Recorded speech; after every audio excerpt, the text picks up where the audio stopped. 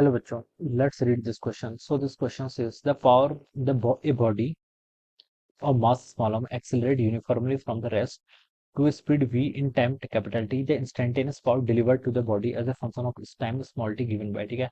आपके यहाँ पर क्या बताना है बच्चों, इंस्टेंटेनियस पावर बतानी है, ठीक है। तो इस क्वेश्चन का की कॉन्सेप्ट देखिए क्या लिख सकते हैं आप। The key concept of this question is of instantaneous power, लिख लीजिए, क्या लिख लीजिए, इंस्टेंटेनियस पावर, ठीक है। इंस्टेंटेनियस पावर का मतलब होता है देखिए किसी भी time small T time interval पर आपका इंस्टेंटेनियस पावर कहलाएगा, ठीक है।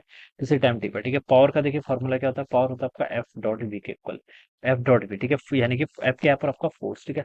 और फोर्स किसके इक्वल होता है, फोर्स का मैग्नीट्यूड की अगर बात करूं मास टाइम्स एक्सेलरेशन के इक्वल होता है, ठीक है। क्वेश्चन बोल रखा है बॉडी आपकी यूनिफॉर्म एक्सेलरेशन कर रही है, ठीक है। ये body of small mass small m accelerate uniformly from rest, initial velocity कितनी है, जीरो के इक्वल है। और इसकी स्पीड कितनी हो जाती है, वी हो जाती है किसी टाइम इंटरवल टी पर, ठीक है।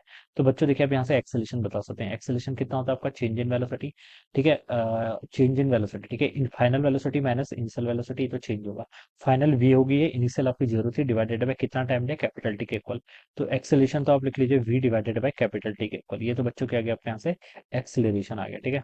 और देखिए यहाँ से हम एफ डॉट वी को क्या लिख सकते हैं, फोर्स इंटू वेलोसिटी, ठीक है। एफ एफ डॉट वी को सिंपली एफ वी लिख लेंगे, ठीक है।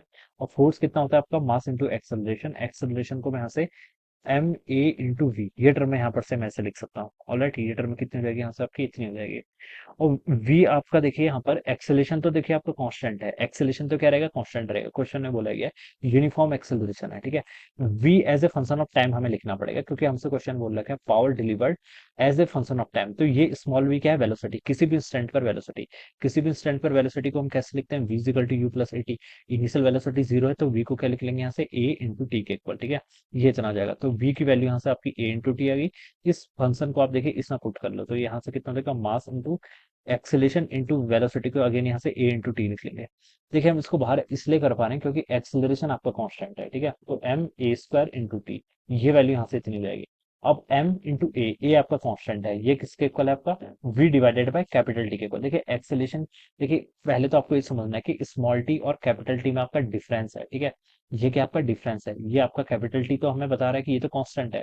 और स्मॉलर टी किसी भी टाइम इंस्टेंट पर, हमें इंस्टेंटेनियस बताना है तो किसी भी टाइम इंस्टेंट पर, ठीक है। तो अब यहाँ से ए की वैल्यू आप पुट कर लीजिए, कितनी है आपकी, capital V divided by capital T का स्क्वायर टाइम्स आपका टी के इक्वल हो जाएगा।